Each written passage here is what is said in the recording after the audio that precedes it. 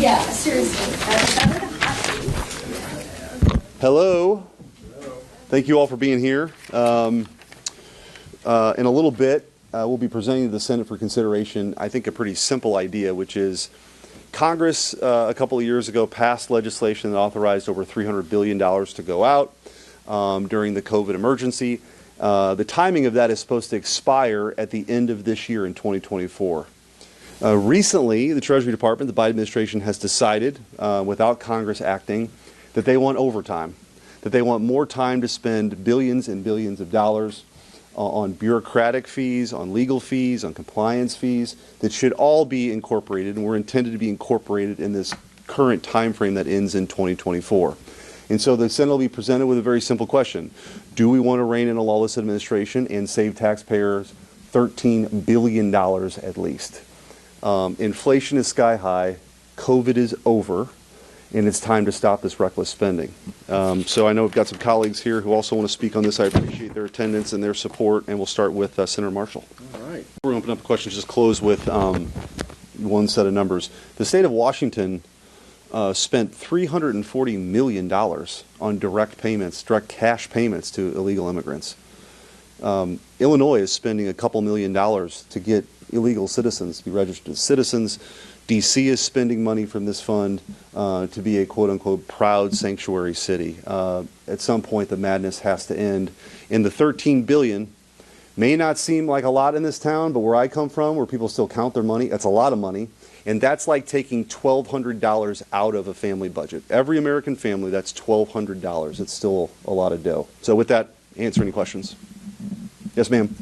Just really quickly, do you have any Democrat supporters? I know you're getting a vote tonight. Do you think that you'll have some Democrats? We'll see. We'll see. We've been asking, soliciting support. I would hope that this isn't a partisan issue. Again, this is $13 billion. And again, Congress already weighed in on this, that this was going to expire at the end of 2024. I don't think as members of the Article 1 branch, we should be allowing some agency to extend that beyond a congressional vote.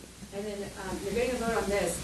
You're not going to get a vote on this Israel bill that might actually pass through the House tomorrow. Peter Schmitt came out today and just basically quashed it and said that the president's going to veto it anyway, so he's not going to force a vote on the Senate floor. How do you feel about that? Is this on the withholding aid to Israel? Yeah, I mean, it's outrageous. It's part and parcel right now, though, of an administration that is essentially called for a new election in a wartime of the prime minister of one of our most important allies in the world. Chuck Schumer stood on the Senate floor and called for Benjamin Netanyahu to be ousted in the middle of a war. And I think it just is an indication that they are yielding to this growing pro-Hamas wing in the Democrat Party, and it ought to scare the daylights out of folks. Let me can I answer sure. that question as well? Other questions? Yes, ma'am. The administration earlier today issued a policy statement saying that President Biden intends to veto this CRA that Ward land on his desk.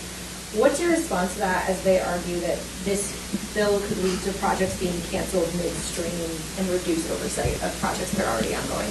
That's a lie. I mean, we shouldn't be surprised by that now.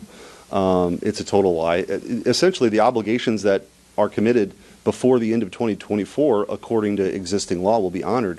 What this says is that you can't extend that out into 25, into 26. That was never the congressional intent here. But again, this is a lawless administration that has no real regard for any rule, any norm, any law.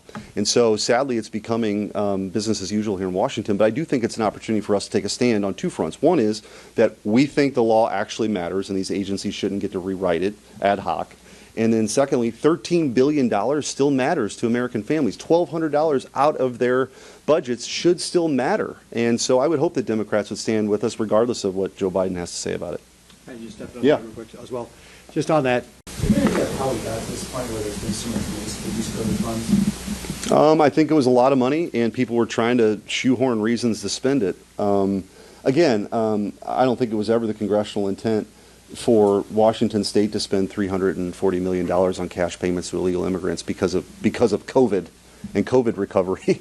And so we're at where we're at now because there's been a lot of waste. But that's almost in many ways a separate debate from this. This is just to say, even within the wasteful spending that's happened with the monies that have been appropriated, the over $300 billion, that we're not going to allow that to extend into overtime, which could account to at least $13 billion.